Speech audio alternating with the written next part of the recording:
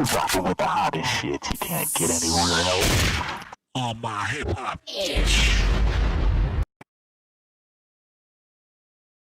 What's up, world? This is your girl, Ashton Breon, with OMHHI.com. We're about to check in with Trae Tha Truth, chop it up with him a little bit, discuss his efforts in the community, Trae Day, and how he feels about the passing of Doe B.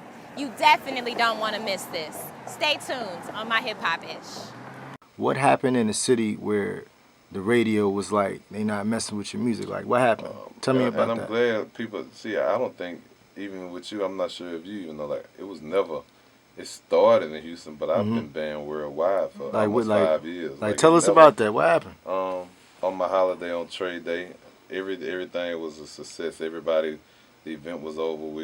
Everybody was back at the hotels, but somehow some youngsters got into a fight and shots rang out. Like 5 people got grazed.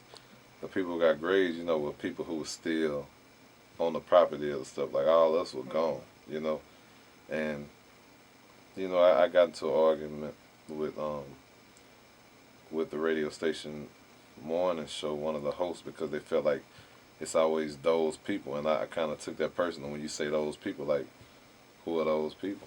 You know what I'm saying? Are you referring to the less fortunate who I was helping? Because I'm saying it's a lot of people who do all kind of crazy stuff that don't necessarily even have to be less fortunate. You got priests out here raping kids. You got nerds and rich people that just decide to trip out and go do crazy shit. So it's like, I felt like it just wasn't fair for them to do that. And I stood, and I think with me standing, they took the standpoint where if he stand, a lot of people follow what he do.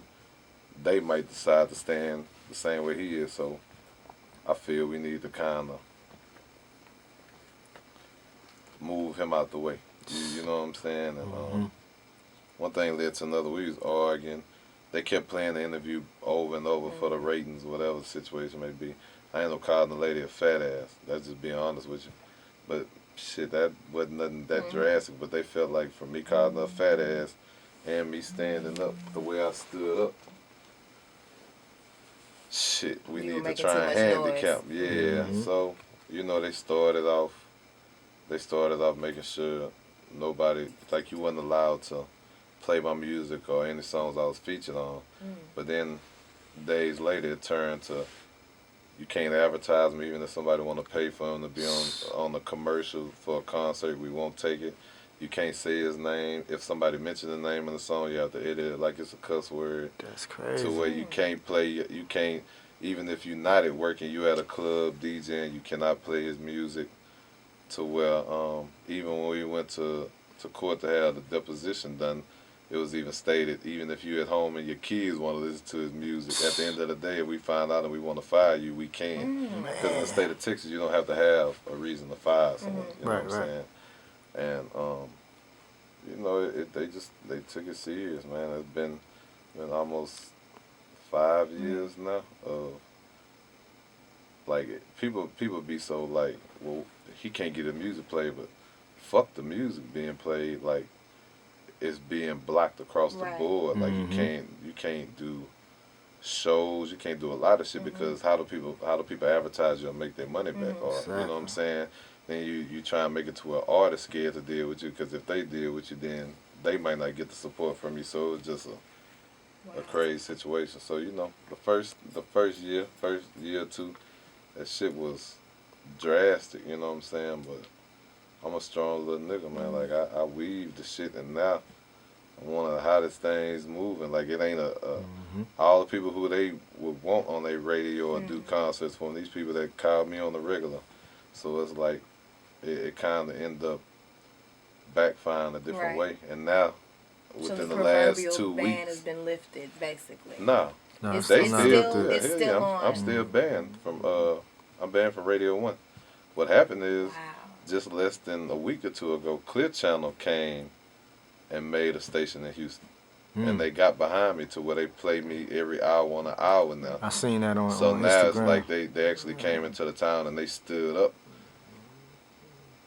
kind of being a voice with me. And they stood behind you. Yeah, and it kind of showed how much the city really wanted to say that, but none of them had the the power as far as in the community to where it could reach the masses, because once they play me once, they instantly start trending everywhere. News is talking about it, all kind of people talking about it, so that lets you know the people been wanted that. But that lets you know that you got a light around you and you got a good spirit, and yeah, it's gonna and prevail and it's like because shit like that, that's like David and Goliath. You can't. That's a corporation. You can't necessarily stand this long. You got artists who ain't banned that after that one record don't work for them, motherfuckers fade away. I ain't had no radio play except for satellite. Shout out to satellite hip hop, Hip Hop Nation, Shade for Five. They always been behind me. The time. But imagine somebody with no radio for 4 or 5 years that's still here, probably bigger than most. So with that being said, that just go to show, man, when you're in God's favor, it ain't really nothing that nobody can do with you or against you. You know what I'm saying? Like, did I ever know it was going to be another station to come to Houston and it take the toll that it just took this week? I did not know that. I was prepared to deal with whatever, but it did. It happened the way it did. And on top of that, you got to realize now I'm in the TV doing the cartoons. Well, we shop into a network, so at the end of the day, man, when you stay humble and you do you, and you recognize the one who's gonna ride for you, which is the big homie up above, shit'll pan out always, man.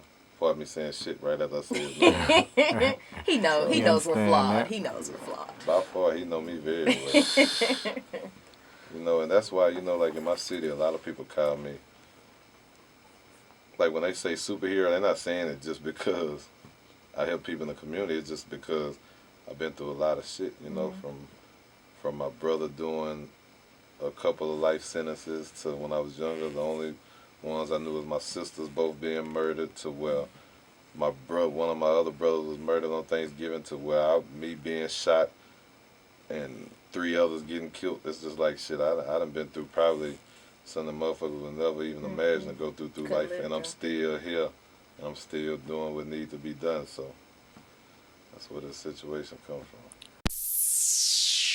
You rockin' with the hottest shit you can't get anywhere else.